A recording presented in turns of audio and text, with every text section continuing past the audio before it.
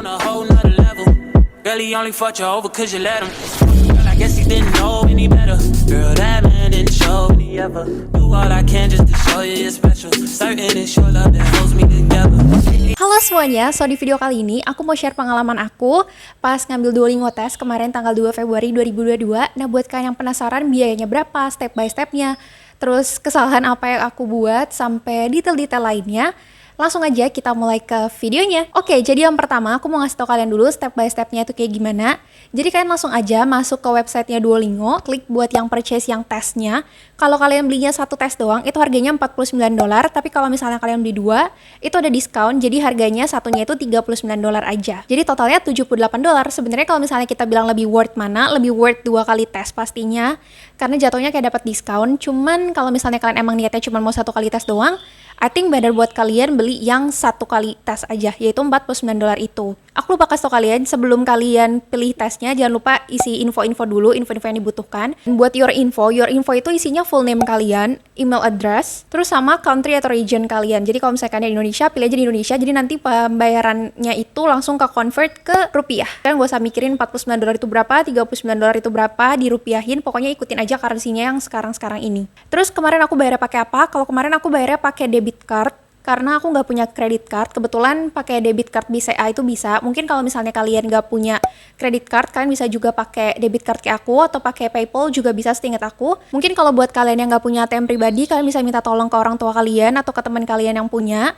Kalau kemarin aku tes itu sekitar 704 ribuan, terus kemarin aku cek udah 700 ribu, pokoknya angkanya sekitaran situ, karena emang ngikutin currency yang sekarang kan selalu update. Kalian tinggal masukin card number, expired date-nya, terus security code-nya, dan juga full name kalian di kartunya itu. Dan ini sih kalian bisa lihat gambarnya, ini ada order information, ada namaku, ada negaranya juga, terus ordernya itu satu kali Duolingo English Test, dan harganya juga totalnya berapa, terus nggak ada teksnya, nggak ada VAT-nya juga, jadi aman banget.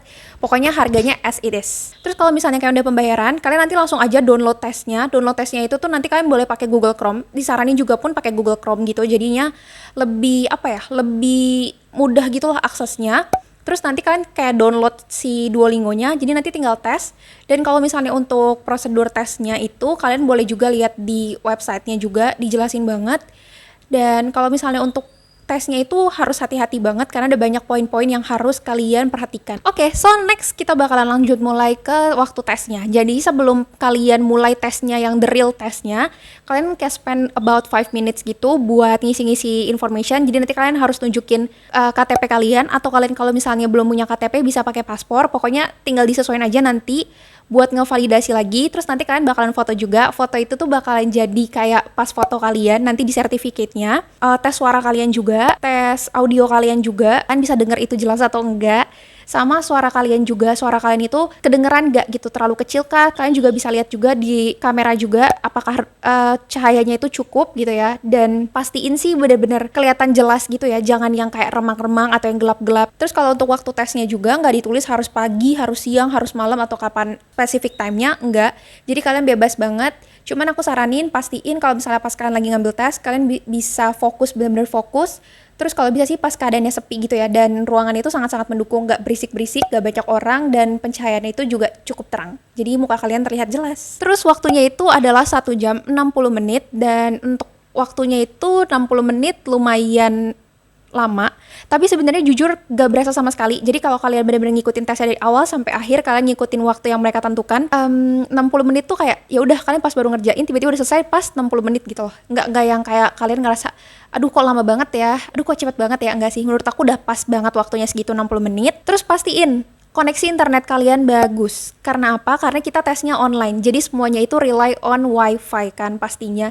Jadi pastiin tuh nggak ada nggak ada trouble gitu lah. Pokoknya siapin aja backupan kalau misalnya kalian gak yakin wifi di rumah kalian bagus, kalian pakai data seluler aja. Soalnya kalau misalnya nanti ada permasalahan sama wifi kalian, pas kalian nanti convert si bukan dokumen, tapi convert jawaban kalian gitu, nanti kan di-upload dulu tuh. Nah itu tuh bisa nggak mandet atau nggak ke-upload full gitu. Jadi hitungannya kalian nggak submit ujian kalian. Jadi nanti pada harus retake kan, mendingan kalian antisipasi duluan. Terus pastinya kalian harus punya komputer. Aku sih lebih saranin kalian better buat pakai komputer ya dibandingkan pakai HP, karena kalian butuh ngeliat, terus kalian butuh ketik gitu loh. Dan kalau misalnya ditanya boleh nggak pakai external keyboard, kayaknya boleh deh. Nggak pernah ada permasalahan, tapi kalian nggak boleh pakai earphone atau kalian nggak boleh pakai headphone sama earphone, nggak boleh pakai kayak gitu karena takutnya itu tuh jadi kayak mencurigakan gitu loh. Jadi kesannya kalian mendengarkan jawaban dari orang lain gitu. Jadi bukan kalian yang mengerjakan, walaupun sebenarnya itu emang suaranya benar-benar kalian memastikan aja benar-benar dengar jelas, tapi jangan, daripada kalian harus retake, ya gak sih? Terus pastinya punya kamera depan yang jelas kayak tadi aku bilang, terus juga ada mikrofonnya juga bekerja dengan baik, begitupun speakernya. Di sini tuh juga dikasih tahu rules to know and follow. Jadi kalian harus pastiin kalian itu sendirian di dalam ruangan. Nah iya, jangan sampai ada orang ya, ataupun kayak lewat-lewat gitu, karena takutnya itu tuh membuat mereka curiga gitu loh. Jadi benar-benar performanya sebaik mungkin lah, karena balik lagi kan, ini kan mereka judge-nya juga cuma dari video kita kan. Your ear must be visible, jadi kan harus kelihatan kupingnya. Makanya tadi aku bilang nggak boleh pakai earphone, nggak boleh pakai headphone. Benar-benar harus jelas, jadi kedengeran gitu loh. Kalian nggak pakai alat dengar bantu lainnya. Terus your face must be visible, jadi pastiin muka kalian tuh benar-benar kelihatan jelas. Nah, jadi kalau pas kemarin aku ujian itu, aku kayak gini rambutnya, jadi tetap kelihatan gitu loh mukaku, nggak yang aku tutupin kayak gini-gini banget. Nah, kalau bisa sih jangan, sebisa mungkin sejelas mungkin kayak kalian foto paspor, foto KTP yang jelas gitu. Habis itu no outside materials are allowed, including mobile device, note atau textbook. Kalau misalnya kalian yang pernah ngambil IELTS test, pasti kalian tahu ada waktu di speaking itu kalian dikasih waktu sekitar 1 menit buat ngomong kan tentang satu topik. Nah ini pun juga sama, tapi bedanya kalau misalnya ini tuh nggak boleh ada tulis-tulisan, nggak boleh ada kertas ataupun HP di samping kalian. Jadi benar-benar kalian fokusin muka kalian ke monitor, mata kalian ke monitor aja, karena sambil kalian ngomong kalian tetap bisa lihat kok questionnya gitu. Jadi lebih ke spontan aja. Terus juga no writing utensils or paper, no note taking, ya tadi aku bilang itu gak boleh ditulis-tulis gitu. Jadi ntar juga bakal dikasih waktu kok buat kalian tuh mikir apa yang mau kalian omongin. Cuman balik lagi, yang mau kalian omongin itu tidak boleh ditulis. Jadi semuanya kayak disimpan di otak aja memorinya. Terus do not leave the task window or your app for any reason. Do not look away from the screen. Nah, ngomong-ngomong don't look away from the screen, ini tuh salah satu pengalamanku juga. Jadi aku mau cerita ke kalian. Jadi pas kemarin aku tes itu, aku tuh kayak gini. Harusnya kan muka aku di depan sini ya. Aku misalnya ngomong nih, aku lagi speaking. Nah, aku tuh kadang-kadang kayak buat make sure aku beneran denger apa enggak tuh aku gini kayak gitu. Jadi tuh aku sering banget kayak gitu. Setelah aku sadari, aku dapat peringatan. Jadinya aku harus retake tes aku karena aku tuh look away from the screen for a long time.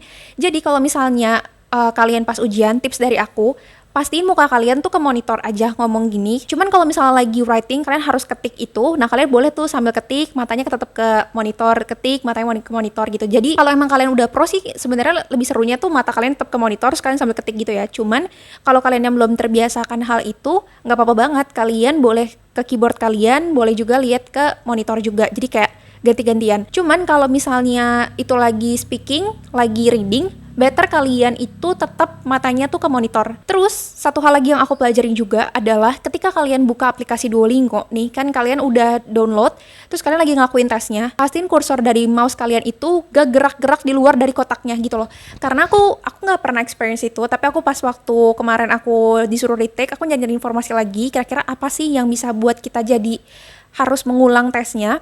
Nah, salah satunya tuh keyboardnya tuh di luar dari screen-nya. Jadi misalnya screen-nya tuh segini doang. Terus keyboard kalian tuh ke ujung-ujung sini. Maksudnya kalian tuh nggak bermaksud untuk mainin keyboardnya, tapi mereka tuh berpikirnya kalian tuh kayak lagi buka tab baru. Jadi kiranya tuh mereka mengasumsikannya kalian nyontek. Jadi saran dari aku, ketika misalnya kalian lagi tes, pastiin si mouse-nya itu, pointernya itu tuh nggak jauh-jauh dari pertanyaannya. Kecuali nanti pas udah selesai jawabannya, kalian kan langsung klik continue kan. Nah, itu baru dimainin. Tapi kalau misalnya di luar dari itu, saat kalian jawab atau saat kalian ngomong, better jangan dimain-mainin keluar-keluar karena nanti dikiranya kalian akan nyontek. Jadi harus hati-hati banget karena balik lagi ya, tes ini kan kita jatuhnya tuh sangat-sangat dipermudah banget. Jangan buat sesuatu yang membuat mereka tuh berasumsi bahwa kalian menyontek gitu loh. Jadi kalau misalnya mereka udah merasa ini nggak benar, ini mencontek, langsung di retake gitu loh. Nah, ini juga kalian bisa lihat ya di kotak sini tuh ada your time remaining. Jadi ada waktunya, ada timernya. Jadi kalian nggak usah takut tiba-tiba ini kayak waktunya udah berapa menit ya kak? Nggak, tenang aja, aman. Terus ada the direction that tell you what to do. Jadi kalian bisa langsung baca aja. Kalian disuruh ngapain sih intinya kayak gitu. try to stay in frame. Yang tadi aku bilang, pastiin kalian tuh benar-benar terlihat jelas mukanya. Jadi kalian tuh benar-benar divideokan dari awal sampai akhir gitu loh. Terus your progress through the test. Jadi kalian bisa kira-kira nih, oh aku udah sejauh ini nih, aku udah berapa lama ya waktunya. Karena kan kalian nggak bisa lihat jam kalian kan, karena waktu aku tes itu tuh benar-benar kayak semuanya tuh langsung full screen. Jadi aku nggak bisa ngelihat tab-tab di bawah aku nggak bisa lihat waktunya. Jadi kalian bisa kira-kira aja tuh dari progresnya, itu udah setengah kah, berarti udah sekitaran 30 menit, atau udah seperempat, atau bagaimana. Terus the prompt to which you are responding. Jadi ini tuh kayak pertanyaan-pertanyaannya apa yang harus kalian lakukan, apa yang harus kalian isi, questionnya tuh kayak gimana. Terus juga ada next, how to submit your answer and move on. Seinget aku kalau misalnya udah ambil tes ini, kayak nggak bisa go back deh. Seinget aku nggak bisa go back karena emang waktunya udah ditentukan. Satu question ini berapa lama? 5 menit kah? 4 menit kah? Dan kalau misalnya kalian udah merasa confidence nih sama jawaban kalian, terus kalian mau langsung next, itu boleh gitu loh.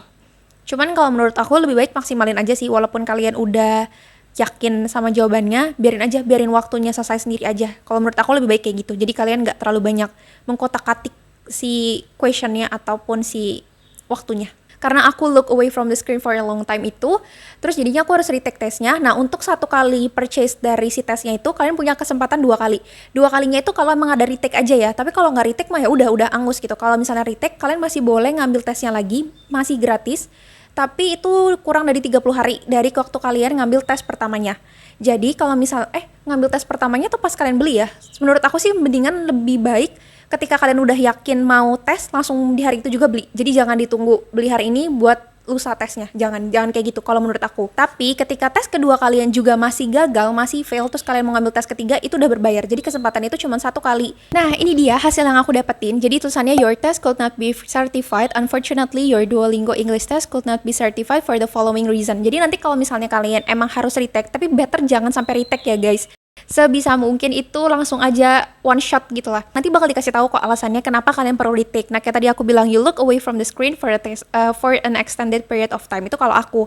Tapi kadang-kadang ada orang juga yang ruangannya terlalu gelap, terus terlalu berisik, jadi mereka nggak bisa dengar apa yang kita omongin. Oh, kesalahannya juga bisa kalau misalnya kalian dikasih pertanyaan, terus jawabannya itu nggak sesuai dengan pertanyaannya. Jadi di luar konteks, tapi terlalu banyak gitu loh. Jadinya kalian tidak menjawab dengan benar. Jadi kalian bisa lihat juga convertnya itu banyak banget. Ada IELTS juga, terus ada TOEFL juga, sama ada CEVR. CEVR ini aku nggak tahu, aku belum pernah tesnya. Tapi kalau misalnya untuk TOEFL sama IELTS, aku pernah nyoba tes. Cuman kalau yang benar-benar ngambil the real examnya itu cuman IELTS doang. Kalau 110 sampai 120 itu tandanya kalau di IELTS itu di convert jadi 7. Jadi nilai kalian tuh di IELTS itu bukan di convert tapi diratakan gitu loh. Kayak kalian tuh eligible buat di angka 7. Gitu, paham kan? Terus aku juga mau ceritain pengalaman kesombongan aku. Karena pas aku lagi tes itu, aku tuh ngerasa kayak aku bisa semua gitu loh. Aku bisa jawab pertanyaannya. Aku benar-benar kayak confidence, at least karena requirement aku 100, aku bisa dapet lah 115, 120 gitu, kayak as easy as that gitu. Kayak ini gampang banget karena aku pernah ngambil IELTS, dan waktu IELTS itu nilaiku lumayan cukup tinggi untuk skala anak sekolah kayak aku gitu loh. Bukan yang terbaik banget, bukan yang kayak dapet 8, 8,5, enggak. Tapi untuk rata-rata anak SMA itu bagus gitu loh. Itu menurut aku. Nah, terus karena kesombongan aku, jadi aku ngerasa kayak semuanya gampang. Dan saat aku ujian juga, aku tuh terlalu sombong, aku nggak mau belajar banyak gitu loh. Maksudnya nggak mau belajar banyak tuh, nggak mau belajar banyak dari pengalaman orang-orang. Kira-kira kesalahan yang sering terjadi tuh apa gitu loh. Nah, aku nggak mau belajar itu. Awal aku ngambil tes 1 atau 2 soal pertama, aku masih confidence nih, kayak oke lah, walaupun emang soalnya itu berbeda, tapi kan tipe-tipenya mirip ya, selalu kayak gitu loh. Nah, terus pas udah kayak gitu, soal 3 sampai terakhir tuh, sampai speaking, sampai yang lain-lain, itu saat aku ngerjain tuh muka aku udah sedih banget. Aku desperate parah. Sampai setelah ujian aja tuh aku sampai nangis gitu loh. Sebenarnya bukan nangis yang kayak kejer banget, enggak. Cuman aku tuh kayak, bisa nggak ya lulus gitu. Bisa nggak ya at least di atas 100 gitu. Bisa nggak ya. Dan ternyata ketika hasilnya udah keluar, itu di luar dari ekspektasi aku. Jadi pas aku ngerjain itu tuh, aku bener-bener nggak paham karena pertanyaannya itu beda banget. Kalau misalnya pertanyaannya kayak menurut kalian mana yang seharusnya orang pelajari gitu loh, atau mana yang paling penting, matematika kah atau literasi kah gitu, itu kan masih make sense ya buat kalian ya. Nah, waktu aku ditanya pertanyaannya tuh pokoknya ada A umlaut, I A umlaut, terus atau enggak yang A umlaut, I O gitu lah, yang kayak itu apa gitu loh. Maksud aku nggak pernah denger dan aku nggak pernah tahu itu kata-kata eksis di dunia ini gitu ya. Terus tiba-tiba disuruh pilih, kayak kalian disuruh milih sesuatu yang kalian nggak tahu. Terus kalian mau ngomong apa? Kalian mau ketik apa? Nah itu yang aku hadapin pertama. Terus kedua, pertanyaannya itu kan ada yang bentuknya kayak speaking juga, tapi speakingnya tuh jadi ada 3 tipe ya. Aku lupa deh, 2 atau 3 tipe. Yang biasanya kalian speaking kan kalian kayak baca promptnya itu, kalian kayak baca questionnya, terus kalian ngomong kan. Nah kalau yang ini tuh juga di tesnya itu si soalnya itu yang ngomong. Jadi kayak komputernya itu yang ngomong soalnya, terus kalian dengerin dan kan harus ngomong gitu loh. Jadi kesannya kayak conversation. Nah pas yang di bagian itu yang pasti komputernya ngomong ke questionnya itu, kalian udah dapat kesempatan 3 kali ngulang. Udah aku ulang 3 kali. 3 kalinya aku gak ngerti dia ngomong apa. Maksudnya dari satu question itu tuh ada lah yang aku paham, kayak maksudnya tuh sejarah gitu loh. Ini ngomongin tentang sejarah. Intinya tuh garis besarnya sejarah. Tapi sejarah apa yang mereka sebutin dan harus dikaitin kemana, itu aku nggak tahu gitu loh. Kata-katanya nggak pernah aku dengar. Terus pas mereka ngomongnya nggak cepet kok. Sebenarnya masih wajar-wajar aja gitu, nggak yang bener-bener kayak British banget aksennya, terus nggak bener-bener yang kayak fast banget ngomongnya, enggak. Tapi setelah aku dengar itu, aku kayak, hah? Aku harus jawab apa gitu loh. Dan itu kan kayak live gitu ya, maksudnya waktu terus berjalan dan aku bingung aku harus ngomong apa. Jadi pokoknya ya kita ngomongin tentang sejarah yang kira-kiranya relate atau enggak. Tapi puji Tuhannya setelah aku udah retake tesnya itu, aku pas dapat email your results itu udah langsung keluar. It means itu udah tercertified. Ketika kalian dapat email your results are in, itu tandanya udah pasti hasilnya tuh ada. Jadi kalian nggak mungkin tiba-tiba suruh retake, nggak. Nah setelah aku udah dapat email itu, aku udah bersyukur banget nih. Yang penting aku nggak retake. Itu yang ada di otak aku setelah itu, bener-bener aku udah surrender parah, udah kayak desperate parah. Nah terus aku buka si hasilnya, itu puji Tuhan banget ternyata hasilnya di luar dari ekspektasi aku. Kenapa bisa dibilang di luar dari ekspektasi aku? Setelah aku teliti lagi tentang si Duolingo ini, jadi mereka tuh setiap question itu punya 3 level. Level 1, level 2, dan level 3. Level 1 tuh lebih ke yang beginner, yang mudah-mudah. Level 2 tuh yang sedang-sedang. Level 3 tuh yang susah. Susah buat skala Duolingonya ya. Ini kayak tadi aku bilang untuk questionnya, ada level 1, level 2, level 3. Nah kalau misalnya untuk level 1, ini kan cuman kayak gambar lampu merah, lampu lalu lintas, terus ada tulisan road close, terus ada kayak gedung-gedung. Maksudnya kan yang mau di point out itu nggak terlalu banyak. Yang kedua, itu lebih kompleks gambarnya. Kayak kalian ada di museum, yang dia tempatnya gede banget tuh, terus ada banyak patung-patung, jadi banyak detail-detail yang kalian bisa ngomongin. Dan yang ketiga, itu tuh gambarnya contohnya nih nenek-nenek yang lagi ngejahit. Nah itu kan banyak detailnya ya, ada bunga-bunganya, terus kalian harus ngomongin tentang warna-warnanya juga. Jadi lebih banyak poin-poin yang mau ditekankan gitu. Bedanya di situ doang levelnya. Kalian bisa langsung download juga kok, di situ ada PDF-nya dari Duolingonya buat kalian tahu step by step apa aja yang perlu kalian lakukan. Terus contoh-contoh questionnya gimana. Dan enaknya Duolingo juga tuh ada practice testnya juga, dan itu free. Cuman kalau untuk practice testnya itu sekitar 15 menit doang, dan itu cuman kayak gambaran besar. Jadi nanti tuh ada skornya, kayak gambaran garis besarnya tuh kira-kira kalian bakal dapat nilai berapa nih dari kemampuan kalian selama praktisnya itu dalam waktu 15 menit. Itu sebenarnya gambaran, dan menurutku itu kayak kurang lebih akurat sih sama apa yang kita alami nanti ketika tesnya. Nggak bakal yang jauh-jauh banget, kecuali ketika kalian ngambil tesnya itu kalian nggak serius ya. Cuman kalau misalnya kalian ngambil tesnya serius terus dapat sekitar 120-140, nah kemungkinan kalian bisa dapat di 125-130. Itu kayak banyak banget kemungkinannya, tergantung hoki-hokinya juga. Tapi tips dari aku, jangan pernah meremehkan sesuatu. Jangan pernah kalian berpikir ini bakalan lebih mudah, walaupun orang-orang pada bilang Duolingo tuh gampang banget dibandingkan IELTS, dibandingkan TOEFL. Kalau misalnya dibandingkan mungkin akan lebih gampang, tapi kita nggak pernah tahu. Kalau tiba-tiba kalian dapat question, even though misalnya itu level 2, tapi itu kata-kata yang nggak pernah kalian dengar, terus kalian nggak tahu mau ngomong apa, nah itu sama aja kan kalian bisa dapet yang paling susah, kayak pengalaman aku. Jadi aku sangat-sangat sarankan kalian, pokoknya ketika kalian mengerjakan, usahakan semaksimal mungkin dan tetap rendah hati, jangan sombong. Karena sekalinya kalian sombong, kalian merasa kayak ini gampang, bisa langsung diputar balikan semuanya. Kita kalau misalnya compare sama IELTS ya beda tipenya gitu lah. Maksudnya nggak yang pertanyaannya tuh nggak sesama itu gitu loh. Cuman intinya secara garis besar poin yang mau di point out itu ya speaking kita, writing kita, reading kita, kayak gitu. Sama aku lupa juga, kalau misalnya nanti kalian udah selesai ngambil tes, nanti kalian bakalan dikasih email juga kalau itu tuh tes kalian lagi di review. Nanti setelah dari review baru deh keluar hasilnya, apakah kalian perlu retake atau tidak. Terus juga pas kalian tes itu, nanti tuh ada 2 bagian. Maksudnya gini, bagian pertama itu yang mereka grading buat hasil sertifikat kita. Yang kedua itu tuh nggak dimasukin ke nilai, jadi sebenarnya nggak ngaruh ke nilai kita. Cuman itu bakal desain ke universitas tujuan kita. Jadi kalau misalnya nih, kalian mau masuk ke kampus yang internasional di luar negeri gitu ya. Nah, si bagian kedua ini itu tuh bakalan dikirim ke universitasnya. Jadi universitasnya juga bisa tahu nih, oh pas dapat question kayak gini, kalian cara jawabnya gimana, kayak gitu. Karena universitas kan nggak bisa tahu ya pertanyaan-pertanyaan dari Duolingo itu kita jawabnya kayak gimana. Nah makanya salah satu caranya itu adalah dengan si 3 question ini, tapi ini nggak masuk ke nilai kita. Jadi sebenarnya kalau emang kalian nggak mau ngisi pun juga nggak apa-apa. Kalau emang kalian niatnya itu cuman buat tahu diri kalian tuh Inggrisnya tuh gimana sih levelnya.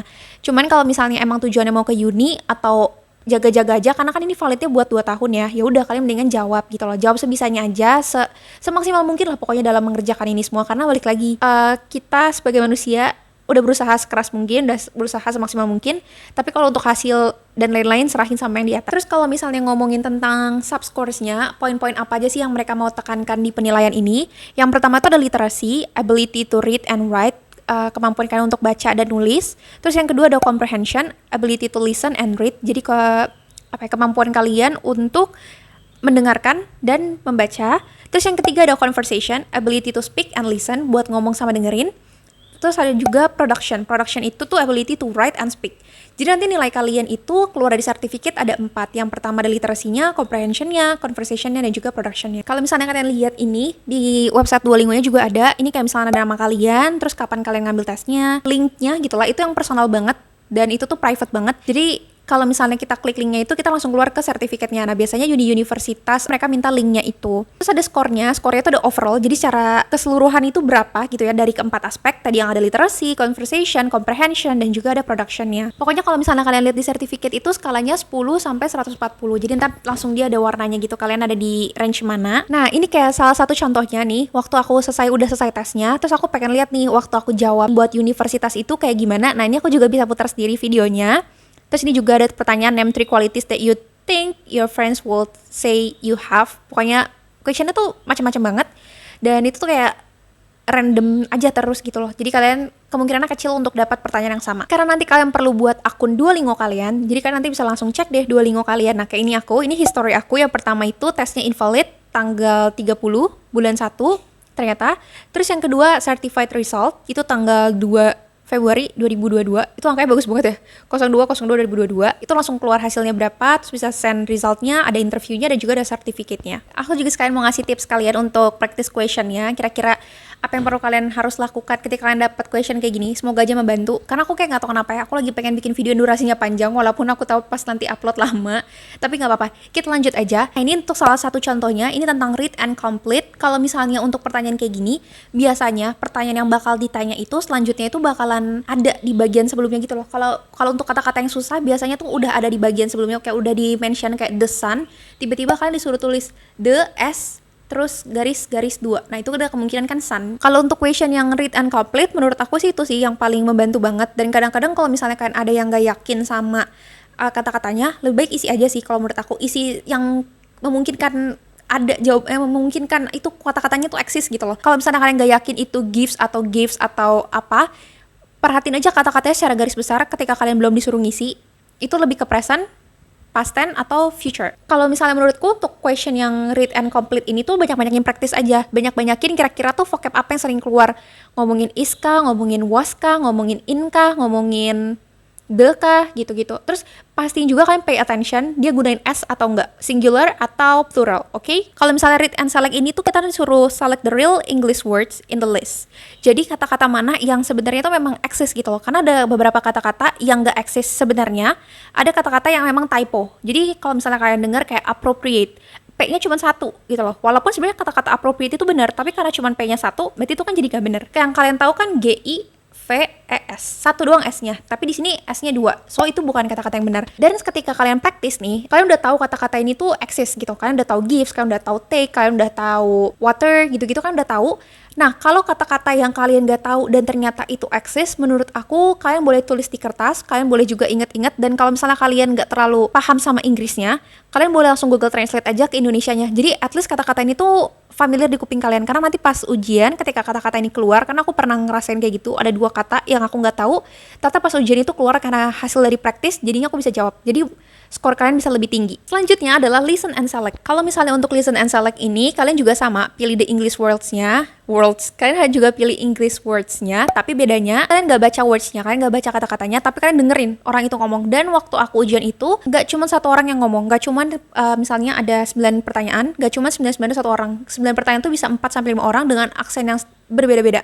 Ada yang jelas banget kayak American, ada juga yang semi British. Jadinya pastiin kuping kalian tuh familiar sama aksen-aksen kayak gitu. Kalau misalnya untuk kata-kata kayak gini, tips dari aku adalah yang sekiranya di kuping kalian ini tuh kata-kata ini tuh masuk akal gitu loh. Kalau kata-katanya udah terlalu rumit, udah kayak aku nggak pernah denger gitu, nggak familiar, nah itu jangan dipilih gitu loh. Jadi menurut aku kalau untuk kayak gini, pastiin aja kalian pilih yang menurut kalian yakin. Kalau emang ternyata menurut kalian cuma satu words doang, ya udah nggak apa-apa. Karena kadang-kadang ada question yang kayak gitu juga kok. Ada yang cuma satu yang benar, ada juga cuma dua yang benar. Nah selanjutnya adalah listen and type. Kalau misalnya untuk listen and type ini sebenarnya aku bisa bilang biasanya pertanyaan yang dikasih mereka itu gampang-gampang. Jadi kayak ada 3 pertanyaan atau 2 pertanyaan. Yang pertama tuh pendek, kayak cuman hello what is your name, misalnya kayak gitu. Itu kan masih kayak kalian sering denger, itu juga pendek. Tapi ada juga kayak misalnya hello what is your name, my name is blah blah blah and how are you, kayak banyak lebih panjang gitu. Dan kalau misalnya untuk kayak gini, aku bilang kenapa tricky, karena kadang-kadang suka nggak kedengeran ketika mereka ngomong pakai S, ketika mereka ngomong pakai ed gitu ya. Kayak misalnya a cup of tea. Kalau misalnya kita ngomong yang nggak ditekankan kan a cup of tea, kedengeran nih. Kadang-kadang orang ngomongnya a cup of tea. Nah, suka kayak, dia ngomong apa gitu. Jadinya emang harus banyak-banyak praktis sih kalau misalnya Inggris. Apalagi Inggris is not our first language. Kecuali kalian dari kecil udah belajar bahasa Inggris. Itu beda case-nya. Tapi kalau kalian dari kecil tidak familiar sama bahasa Inggris, aku sangat-sangat menyarankan kalian untuk praktis. Dan sangat-sangat membantu banget. Menurut aku spend sekitar 2-3 hari aja sebelum tes buat lihat-lihat soal-soal di YouTube, buat denger-dengerin, apa ya, at least tuh menurut aku 100 adalah di tangan. Selanjutnya adalah read aloud. Kalau misalnya untuk read aloud ini, ketika kalian baca kata-katanya gitu ya, kalian kasih waktu, aku lupa ya berapa ya, 30 detik atau 1 menit, 30 detik kayaknya deh, pokoknya cepet banget. Itu kan langsung aja ngomong, jadi kayak misalnya kata-kata, do you like my car? Yes or no? Langsung ngomong gitu loh.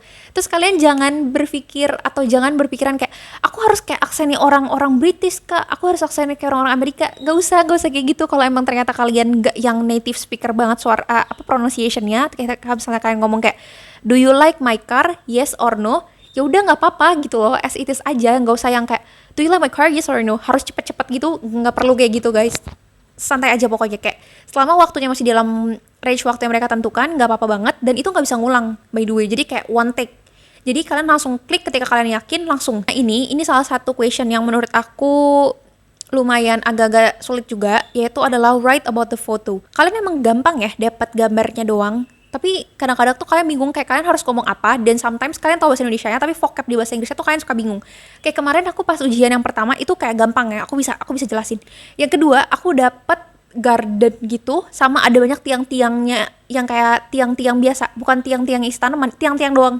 Kayak aku mau jelasin apa? Aku cuma mau jelasin ini ada taman, daun-daunnya warna hijau, terus ada tiang-tiang yang berdiri tegak, terus mereka sejajar. Terus apa lagi yang mau di point out? Kayak gitu.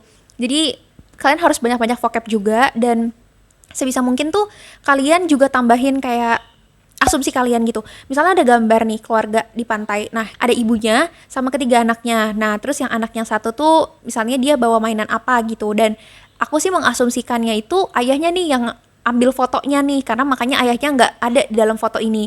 Terus cuacanya juga gimana, terus ini tuh cuaca yang tepat banget nih buat kita pergi ke pantai, pokoknya kayak gitu. Terus hindarin kalau misalnya kalian jawab question kayak gini yang tentang foto-foto atau picture ini, kalian cuma ngomongnya ini adalah gambar pantai, ada ibu, ada anak, ada ayah, terus ibu memakai baju biru.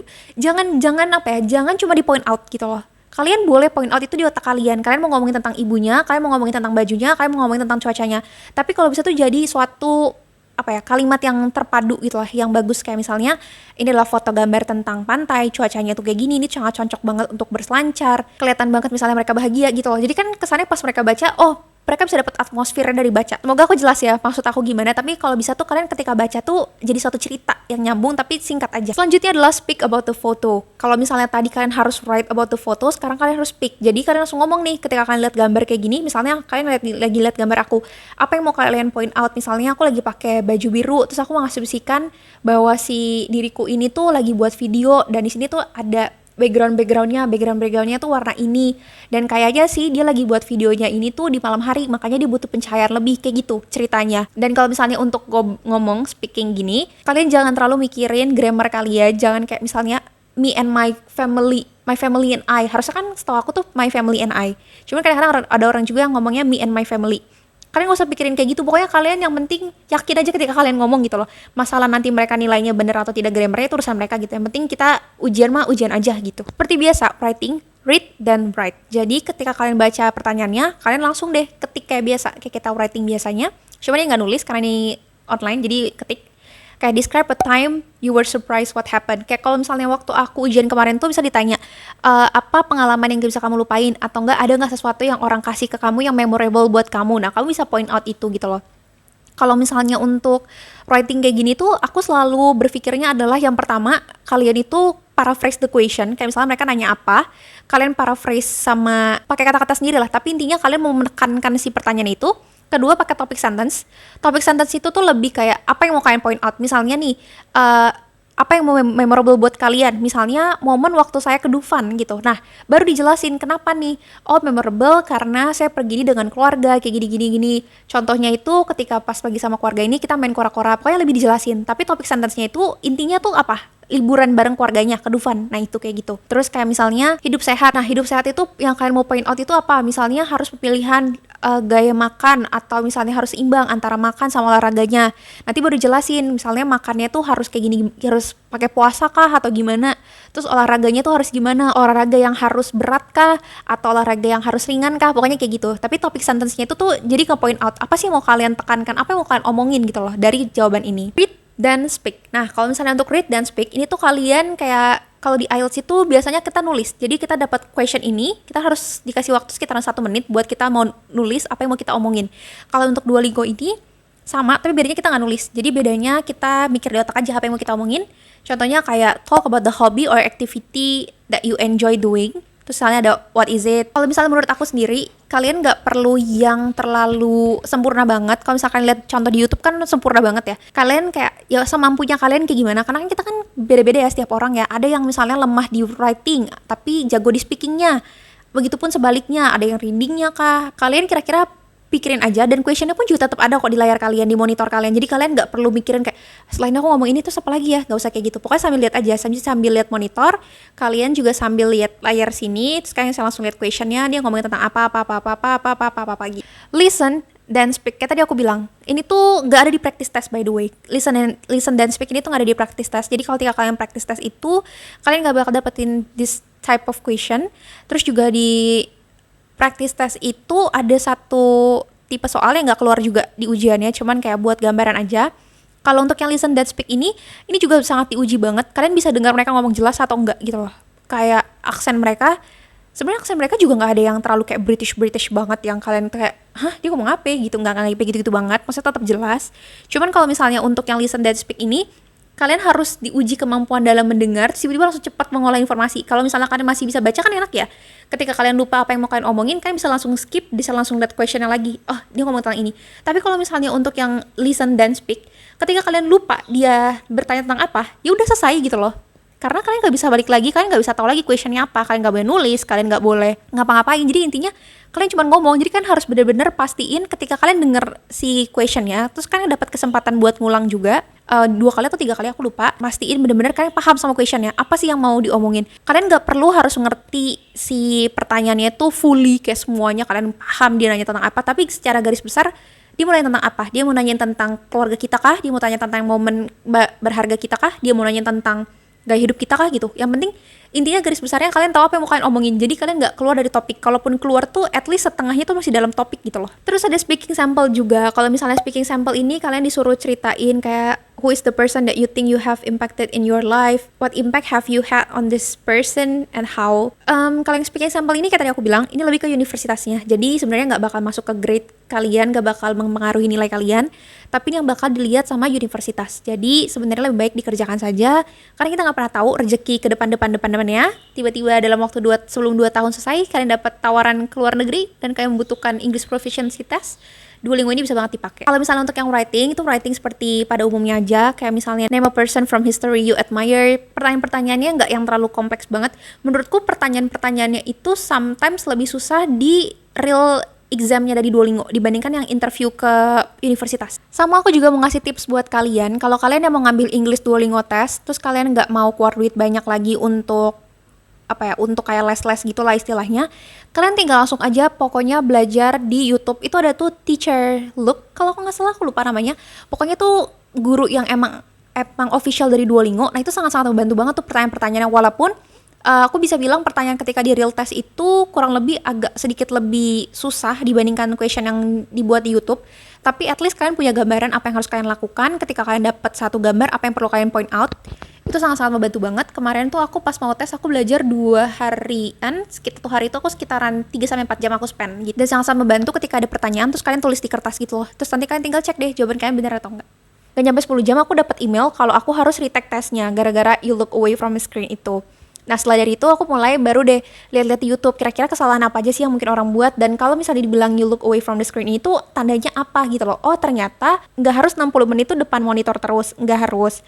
Cuman kalau bisa tuh sering-sering eye contact, jadinya tuh mereka tuh tahu gitu loh kamu benar-benar fokus dalam mengerjakan tesnya, nggak lagi communicate sama orang, nggak lagi berpikir hal-hal yang lain, nggak lagi mencontek. Pokoknya asumsinya tuh pasti kebanyakan takutnya nyontek. Terus aku bisa bilang harga 700.000 itu bukan yang sepenuhnya murah, karena kan tergantung ya sama pendapatan masing-masing dari kita.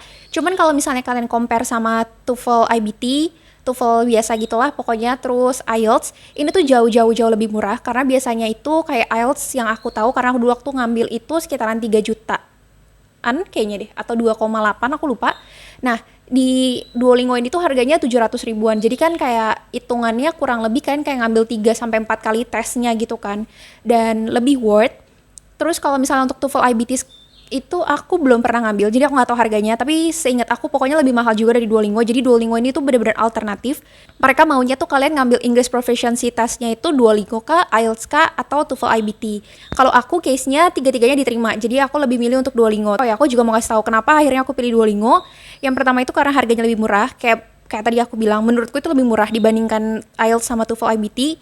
Terus kedua juga tuh untuk Duolingo itu enaknya online, walaupun sebenarnya IELTS juga ada yang online ya, terus TOEFL kayaknya juga ada yang online.